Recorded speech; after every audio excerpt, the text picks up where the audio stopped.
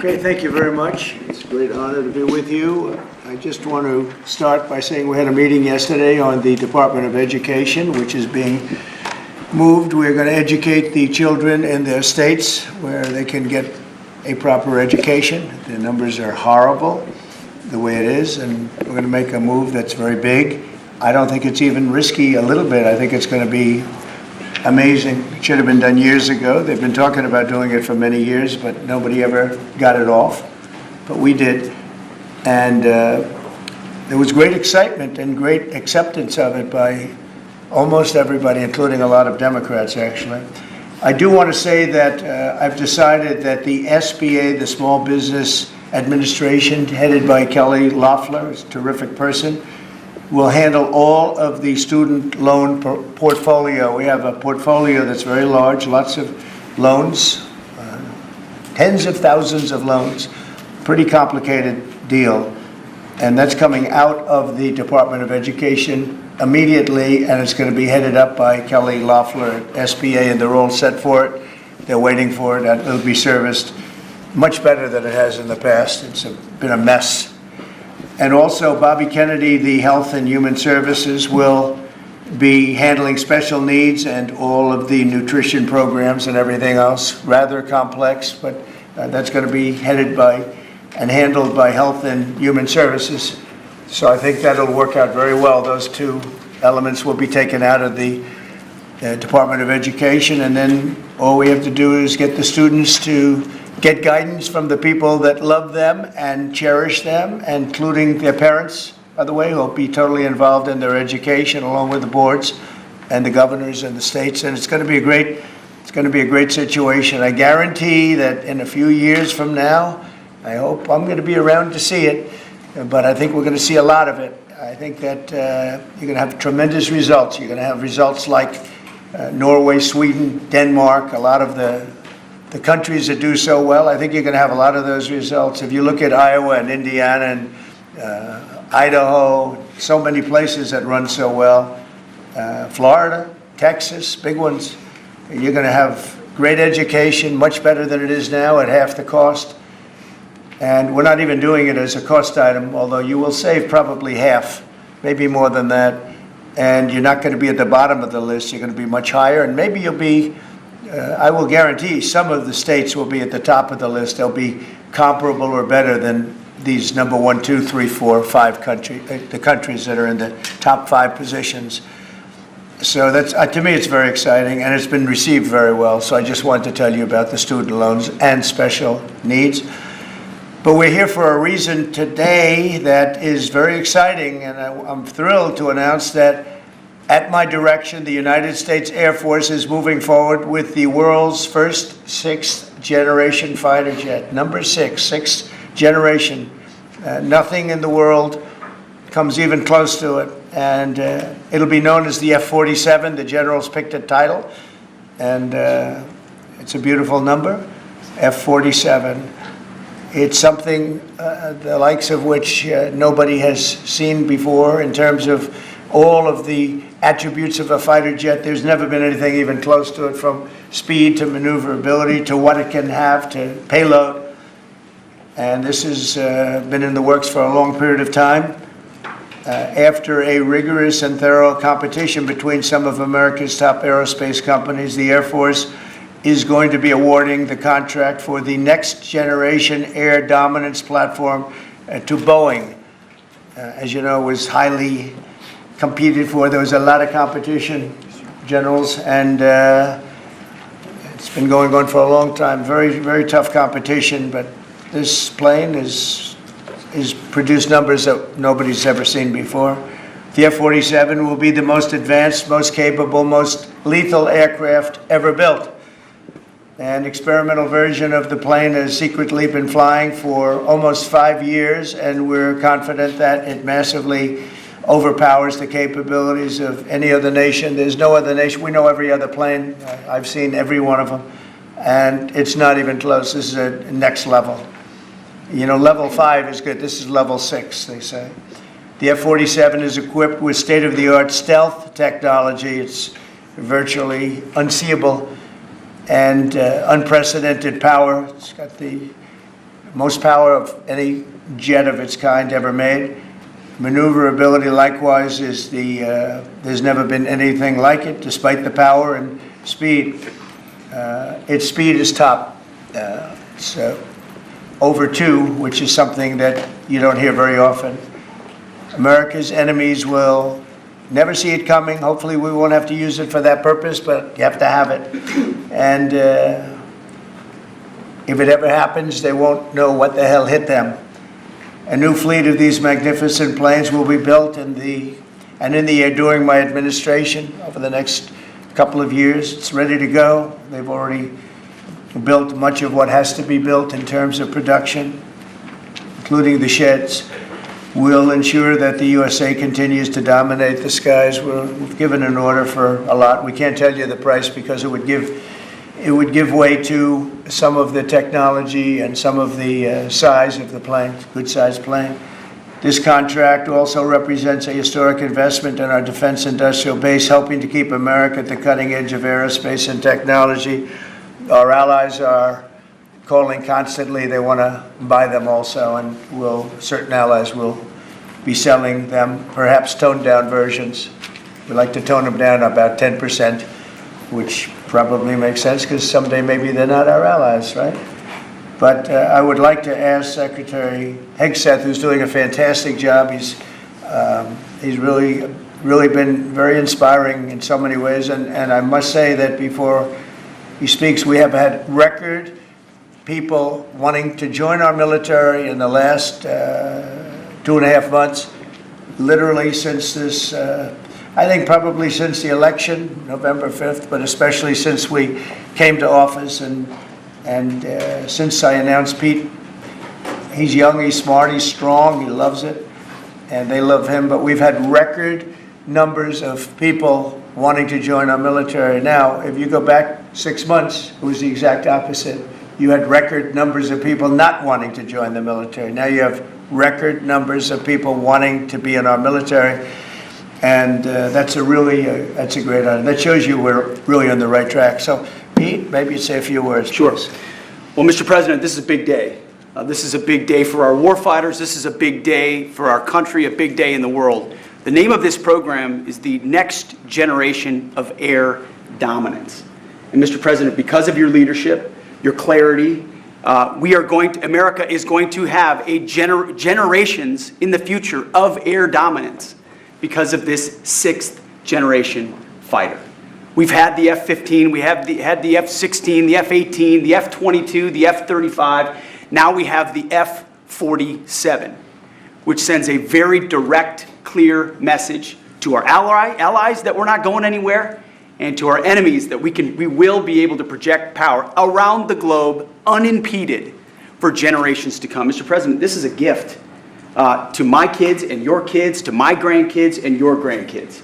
This is a historic investment in the American military, in the American industrial base, in American industry that will help revive the warrior ethos inside our military, which we're doing, rebuild our military, which the previous administration did not do, by the way, Mr. President. They paused this program, and we're prepared to potentially scrap it.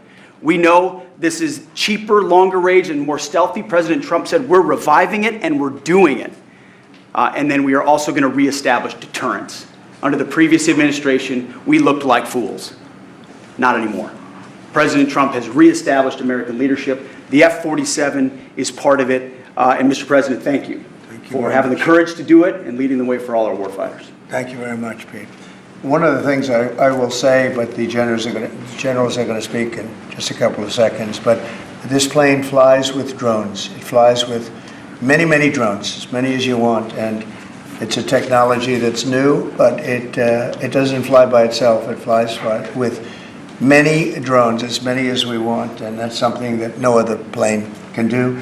So I'd like to introduce, if I might, Air Force Chief of Staff General David Alvin, and also General Dale White, two incredible people that I've known over the years, but I got to know them really well over the last few months.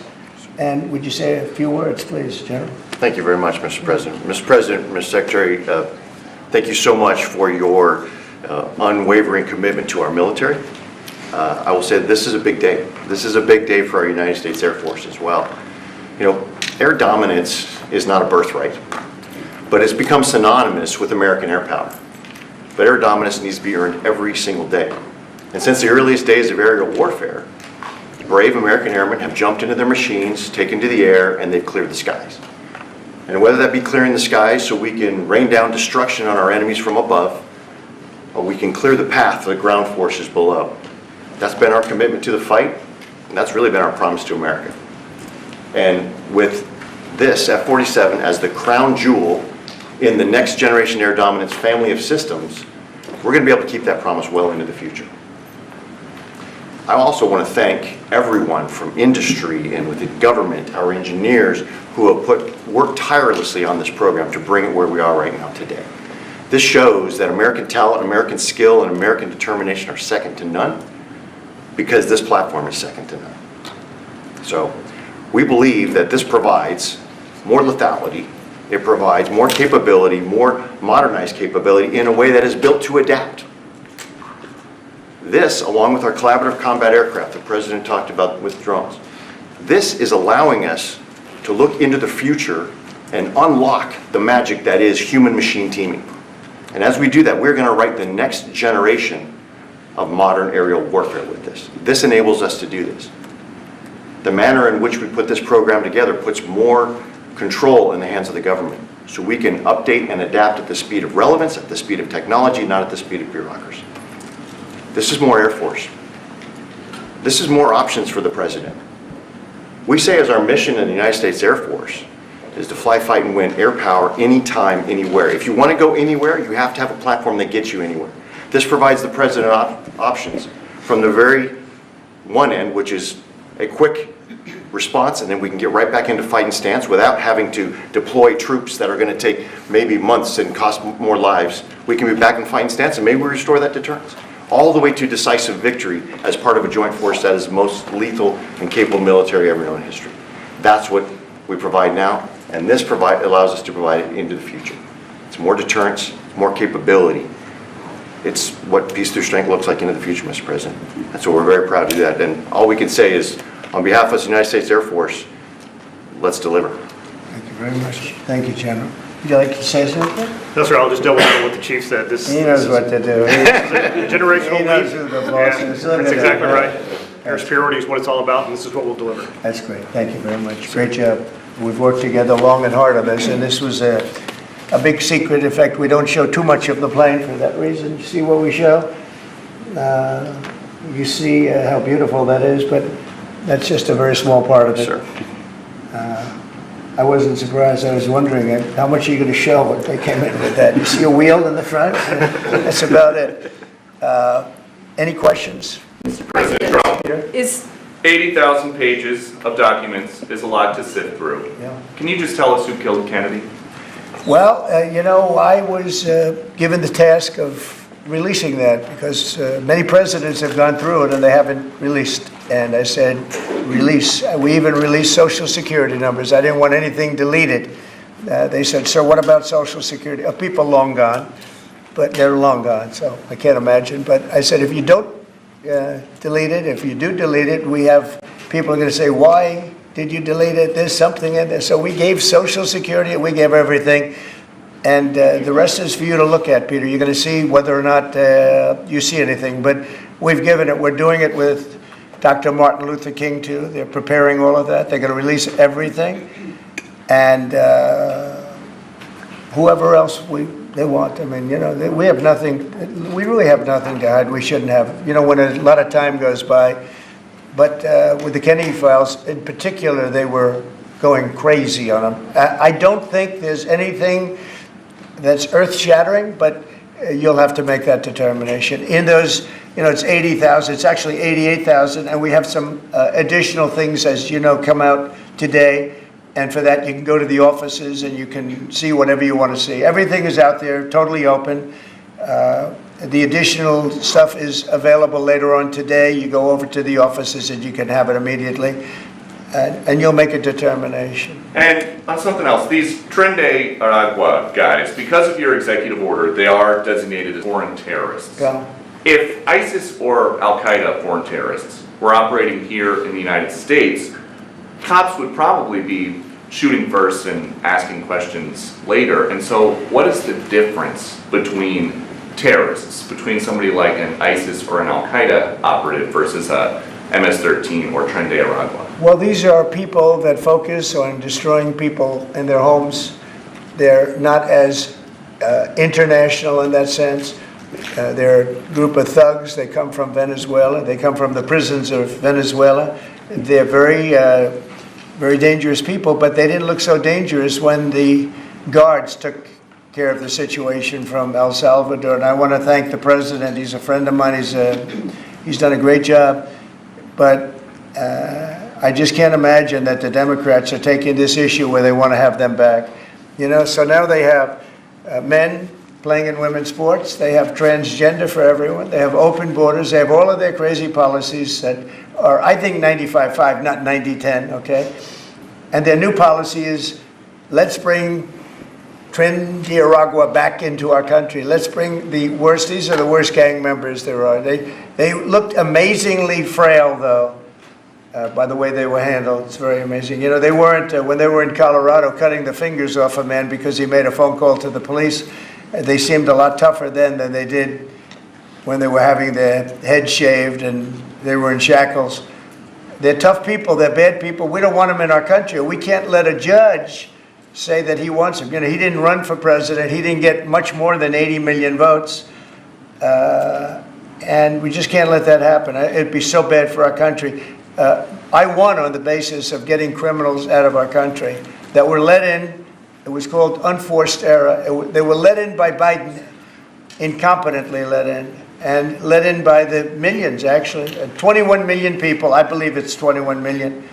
And that's not even including the gotaways, but these are rough people. We want them out of our country. And I won the election based at least partly on that, and that's a big part, yeah? Mr. President, there's something, Mr. President, there's several things. I don't know if you saw this. Tim Walz is now saying about Trump supporters, and forgive me, I'm just reading a quote from Tim Walz, I think I could kick most of their ass. Oh, boy, he'd be in trouble. Is there any way to know? Well, he's a loser, you know, I mean, the guy's a loser. He lost an election. He played a part. You know, usually a vice president doesn't play a part, they say. I think Tim played a part. I think he was so bad that he hurt her. But she hurt herself, and Joe hurt them both. They didn't have a great group, but I would probably put him at the bottom of the group. Have you heard that Biden wants to get back involved for Mr. Democratic President. politicians, fundraising and campaigning against your policies? What do I you hope think of so. that? I hope so. Mr. President, there are several The US families, planning Mr. President, there are to families position- from some of the Who are you people. with? I'm with La Nación newspaper from Argentina. There are families from some of the people that were on those flights to El Salvador that claim that they're not criminals, they're not members of Tren de Aragua, of MS-13. What can you tell them, and what guarantees can you give them that everyone in those planes were actual criminals, terrorists, as you said? Well, I was told that they went through a very strong vetting process, and that that will also be continuing in El Salvador. And if there's anything like that, we would certainly want to find out. But these were a bad group. This was a bad group, and they were in bad areas, and they were with a lot of other people that were absolutely killers, murderers, and people that were really bad with the worst records you've ever seen. And but we will continue that process, absolutely. We don't want to make that kind of a mistake. Is the U.S. planning to give up the position of NATO's Supreme Allied Commander, and if so, why? NATO is something that I saved. NATO was gone until I came along. In fact, the previous Secretary General, very good man, both of them are good. The current man is fantastic. But both of them said, if it wasn't for Trump, you wouldn't even have a NATO, because we were paying the cost of almost all of the countries. And now they're paying. I said, we're not going to do this. We're not going to continue. You hurt us on trade. You do bad things on trade. And then on top of it, we're supposed to pay for your military. And because of what I did, hundreds of billions of dollars flowed into NATO by countries that just weren't paying. They were delinquent. They weren't paying their bills. So NATO is solid. They're strong. But they have to treat us fairly. Are we going to give up the... Because look, without us, NATO's not the And we're same giving thing. them- And I can tell you, I've been having very good discussions, as you know, with President Zelensky and with President Putin. And President Putin will tell you that without the United States, he wouldn't be worried. But he is worried when the United States is involved. And I have to tell you, I've dealt very well with both gentlemen, and we have, I think we have the confines of a deal. I hope we have the confines of a deal. I'm doing it for two reasons.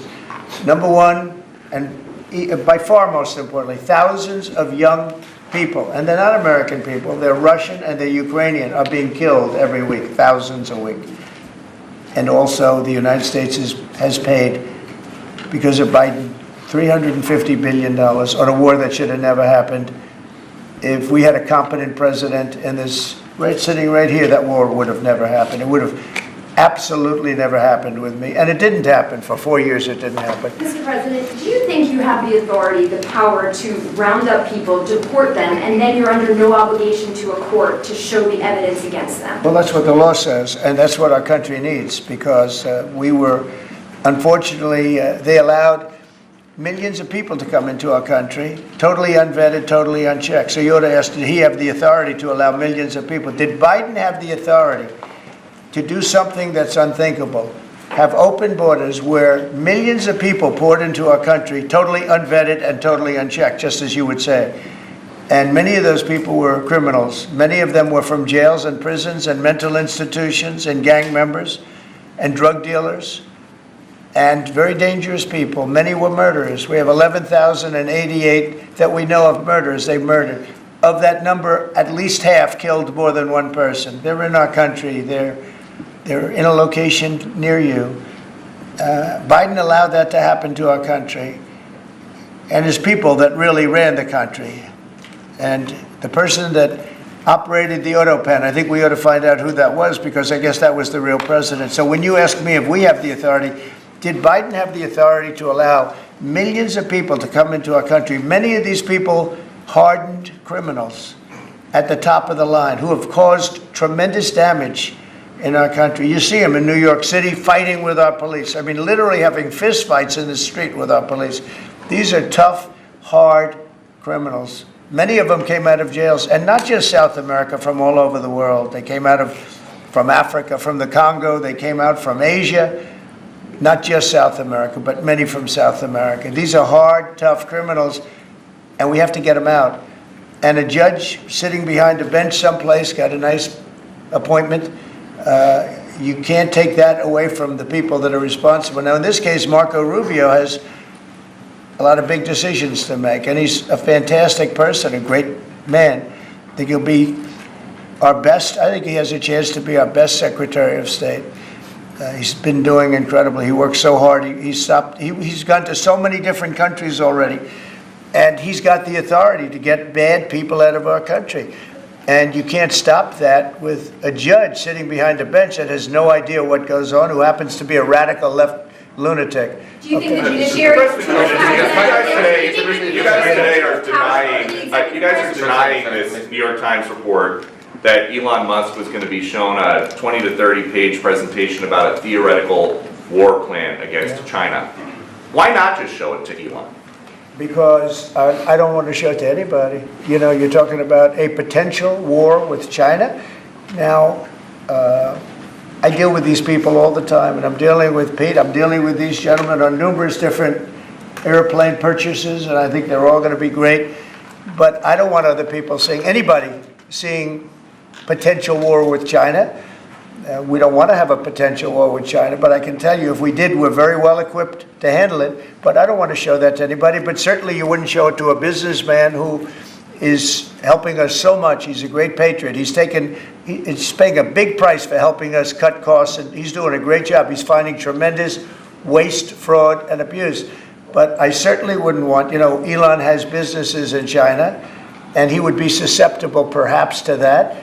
But it was such a fake story. The New York Times is just as fake as CNN and MSDNC. And anybody read that story, people laughed at that story. Who would do such a thing? And the first thing I did is I called Susie and I called Pete. I said, is there any truth to that? And they said, it's ridiculous. No, he's over there to talk about costs. You might want to address that, Pete. But Elon was over there today to address costs. Doge, thing called Doge, which you've heard about. Pete? That's exactly right, Mr. President. You pointed out it was a fake story. We pointed out it was. It was meant to sort of undermine whatever relationship the Pentagon has with Elon Musk. Elon Musk is a patriot. Elon Musk is an innovator. Elon Musk provides a lot of capabilities our government and our military rely on, and I'm grateful for that. We welcomed him today to the Pentagon to talk about DOGE, to talk about efficiencies, to talk about innovations. It was a great informal conversation. The rest of that reporting was fake. There was no war plans. There was no Chinese war plans. There was no secret plans. That's not what we were doing at the Pentagon. I might add that I think Elon, if they ever wanted to do that, I think Elon wouldn't do it. I think he wouldn't do it. He wouldn't want to put himself in that position. But if you read what's out of the New York Times, it's such a dishonest newspaper. It's such garbage. It's, it used to be called all the news that's fit to print. Well, it's all the news that's not fit to print. They have fake sources, or they don't have sources. I think they make most of it up. But this was a made-up story by the New York Times. I call it the failing. It's a failing newspaper. It's failing. And they shouldn't do that. They really are the enemy of the people. And something else. We do need honest journalism in this. We've made such big strides over the last 2 months, but we just need honest journalism, and we don't have it. When you have a CNN, you have to watch these people every once in a while just to see where they're coming from, and it's so dishonest. MSNBC is, I think, probably worse, and they're both doing horribly in the ratings. I think they're going to be turned off. I don't think, they're not doing any ratings. You're doing well in the ratings. Thank you. I'll pass it on.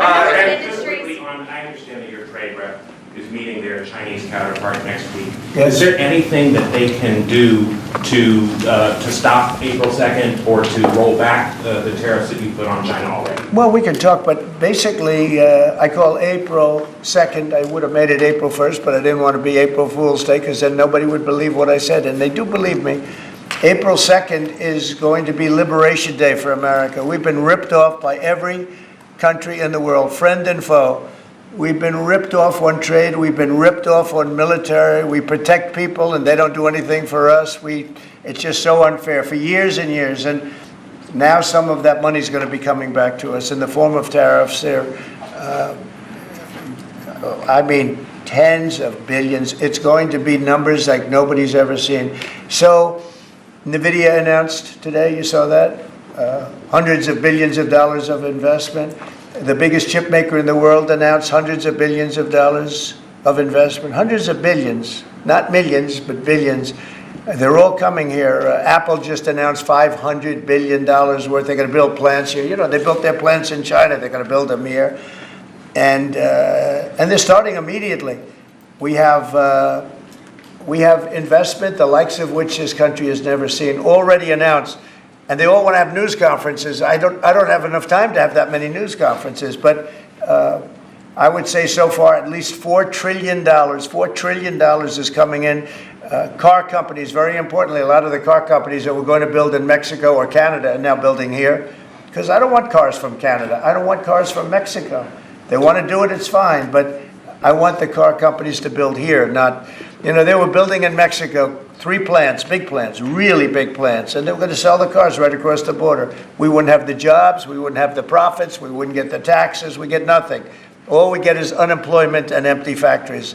Those days are over. So now those 3 places are going to build here, but many more than that. We have a big one. Honda is building, just announced a really big plant in Indiana, great state, smart place to build.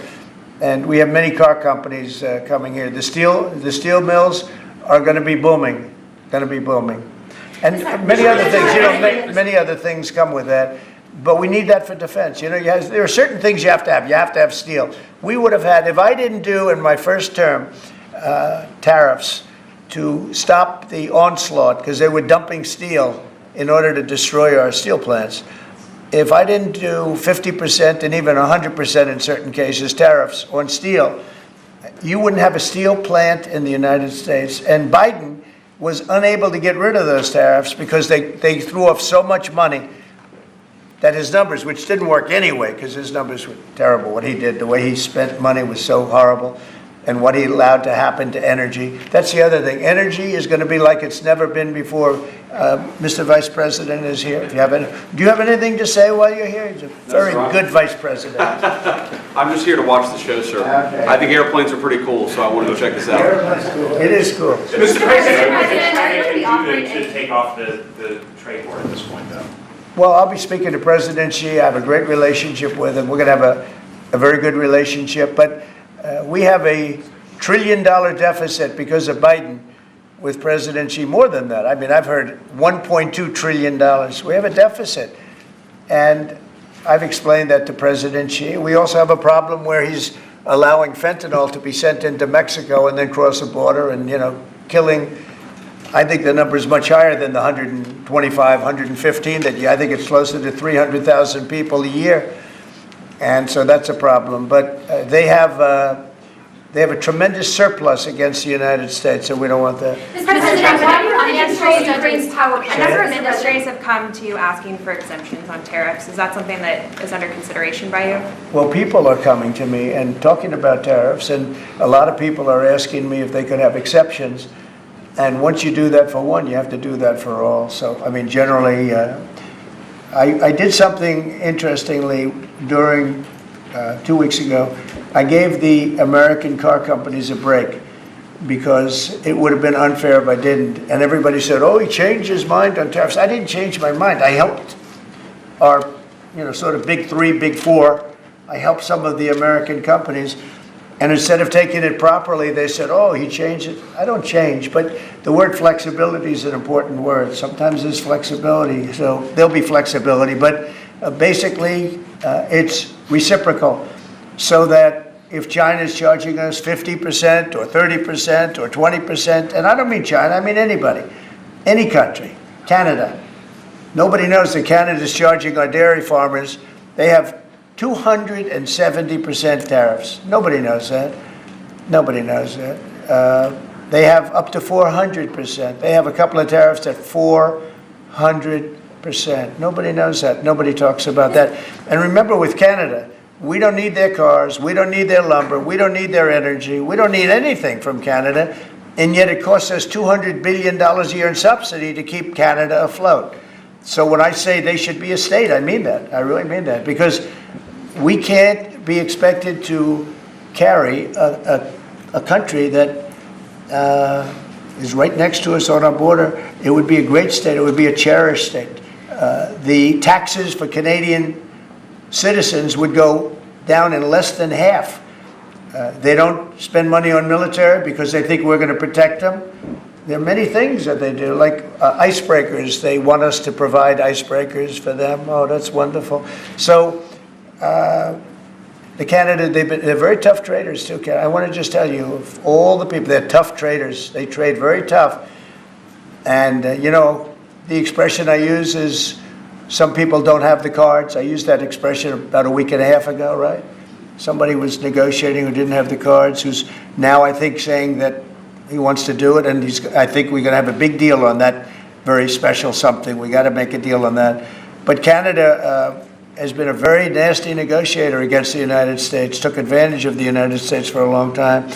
But nobody knows that they were getting 270% tariffs on dairy products. Mr. President, and I don't think I've heard you say this in all of the talk about Canada becoming the 51st state. Are you concerned that if they became the 51st state, they would be a very, very blue state? Very, very big and very, very blue. No, there might be, but it would, you have that artificial line that goes, that straight artificial, that looked like it was drawn by a ruler. Somebody with I don't mean a ruler like a king, I mean like a ruler, this way. And it's just an artificial line that was drawn in the sand or in the ice. And can I tell you, Peter, just, you add that to this country, what a beautiful landmass, the most beautiful landmass anywhere in the world. And it was just cut off for whatever reason. It would be great. Now, is it liberal? Maybe. But, a conservative, until I got involved, because I don't care who wins up there. I frankly probably would do better with the liberal than the conservative, if you want to know the truth. But just a little while ago, before I got involved and totally changed the election, which I don't care about, Probably it's to our advantage, actually. But the conservative was leading against, I call him Governor Trudeau. The conservative was leading by 35 points. So, so I don't know about that. I think Canada is a place like a lot of other places. If you have a good candidate, the candidate's going to win. And I don't know if you've seen this, but the two astronauts that you just helped save from space, they didn't get any overtime pay for all that extra time. They got $5 a day per diem. For 286 days, that is $1,430 in extra pay. Is there anything the administration can do to get them, to make them whole? Well, nobody's ever mentioned this to me. If I have to, I'll pay it out of my own pocket, okay? I'll get it for them. Mr. President, I'll take care of that. I like that. I think that's, I'll pay it right out of my, is that all? That's not a lot for what they had to go through. And I want to thank Elon Musk, by the way, because think if we don't have him. There's only so long, even though they're in the capsule up there, that the body starts to deteriorate after 9 or 10 months and gets really bad after 14, 15 months with the bones and the blood and all the things that you've been reporting on very well. And if we don't have Elon, they could be up there a long time. Who else is going to get him? And I just want to thank him. He's going through a lot, what they're doing to him. And these people are going to be caught, and they're going to be caught, and they're going to be prosecuted. And from what they tell me, I see this just by watching your programs and reading the news, but from what they tell me, they could get 20 years in jail, and they'll get it. I'll tell you, there's going to be no leniency, and there'll be no pardons. I can tell you that right now. And you said this morning 20 years in jail, and then maybe you said this morning 20 years in jail, and then maybe they'll go to one of these prisons in El Salvador. Do you think with the way that the judges have been issuing injunctions, it would be easier or harder to send these Tesla domestic terrorists to a jail in El Salvador than these MS-13 or Tren de Aragua guys? Well, I view these people as terrorists just like others. When I looked at those showrooms burning and those cars, not one or two, like 7, 8, 10 burning, exploding all over the place. These are terrorists. You didn't have that on January 6th, I can tell you. You didn't have anything like that on January 6th, which is sort of amazing because on January 6th, the Democrats were talking. Nobody was killed other than a very beautiful young woman, Ashley Babbitt. Nobody was killed. And you look at what's going on now with these terrorists. These are terrorists, and that's an organized event. Take a look at their signs. Take a look. They're all made by the same sign company. A nice, expensive job. Now, these are the people that finance it are, in my opinion, in just as big a trouble as the people that are setting the match and setting the fires. So we'll see. It's under very serious investigation by the FBI and by the Justice Department. These people are terrorists. Okay. Yeah, go ahead behind you, please. Mr. President, what do you say to American military families who are seeing Elon Musk at the Pentagon today, are hearing about Defense Department cuts, and their thoughts are immediately going to the safety of their loved ones who are currently deployed? Well, we're making our country strong. And when they see a thing like that and they hear that story about Elon in China, what they should do is realize that the New York Times is a corrupt institution, because I think they're the ones. They knew that story wasn't true. Nobody believed that story. People that, when I first called, they laughed when they heard this story. Nobody believed it, that the Pentagon was giving him a briefing on what war with China would look like, and he has business. No, they made that up because it's a good story to make up. They're very dishonest people. Look, I have it with the Times, and you'll see more and more of it. To me, it's a very dishonest organization. But a story like that is made up. It's total fiction. And I just wanted to make sure. I called up Chief of Staff and I called up Pete. And I said, is there any truth to that? Absolutely not. He's there for Doge, not there for China. And if you ever mention China, I think he'd walk out of the room. He wouldn't take it anyway. So it's just a made-up story. Nobody's taken better care of the military. One of the things that I know that Pete's doing is he's talking about a lot of the civilian staff, and we're going to get them other jobs. We're going to have a lot of jobs in this country, but we don't want to have wasteful jobs. We want to have meaningful jobs. And those were wasteful jobs. Those are jobs that not only military, but jobs where people don't show up. We had, You take a look at Department of Education. I've never seen so many buildings with the names on it. You go past one after another Department of Education, and they're empty. The people don't show up. You know why? Because they have other jobs, because they're playing golf, or they're playing something, they're doing something. And we have a lot of great people, but we have to move that back to the States. We're going to make our country strong, and we're going to get people much better jobs, because we have companies moving into our country, the likes of which we've never seen before. Nothing like this has happened. And it's automatic. They don't want to pay the tariffs. How do you avoid paying the tariffs? You build your plant in the United States, and it's a beautiful thing to see. I see it. So far, I would say $4 trillion. Nobody's ever heard of them. No country's ever heard of numbers like that. $4 trillion, and those are the best ones. The biggest, best chip maker in the world. I'm not a fan of the CHIP Act, where you give billions of dollars away to companies that don't need it, and it won't bring them here. I'm giving nothing away. All they're doing is coming here, they're building because they want to avoid. Remember this on the tariffs, too, because that's going to be, Liberation Day, April 2nd. It's reciprocal. If they charge us, we charge them. So somebody say, well, how much are the tariffs? Very fair. If India, as an example, has been very bad to us on tariffs, they charge 100%, 200%, whatever they charge. Now, Europe just announced they're lowering the tariffs on cars. We charge, like a joke, 2.5%. That's what this country charges. Europe just announced that they're reducing their tariffs on cars to 2.5%. It's nice. But they also have non-monetary tariffs, where they make it impossible for the cars to get in, even without the dollars on them and the dollar signs. It's called the non-monetary tariff, where they put on controls where no matter what happens, because they don't want cars, they don't want the American car in their market, and yet they send us millions of cars, they send us big agriculture, they don't want our agriculture, they don't want anything from us. European Union's very tough, but now it's fair. So whatever they do to us, we do to them. Mr. President, as Russia continues to attack Ukraine, are you planning to impose any sort of sanctions on? Well, they're fighting against each other. I think we have a ceasefire on a lot of areas, and so far that's all held very well.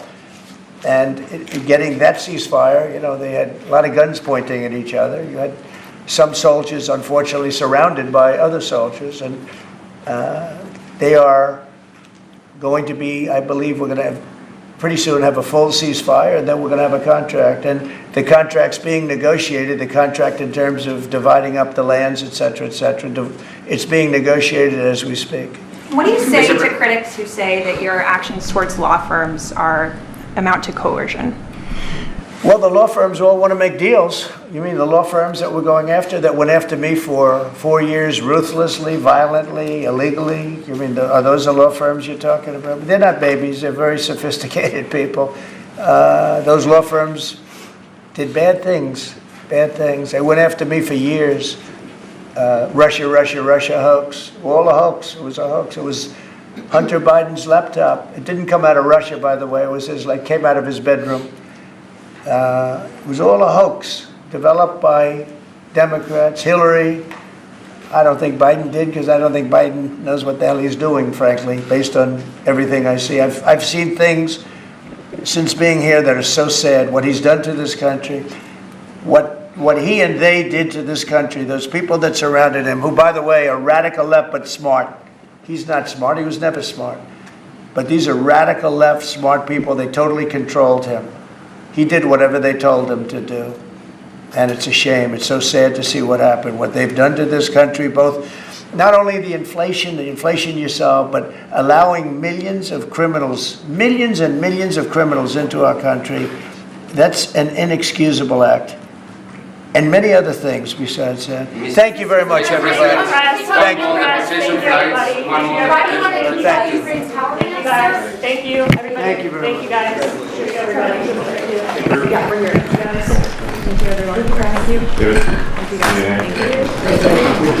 Shots are down when moving out.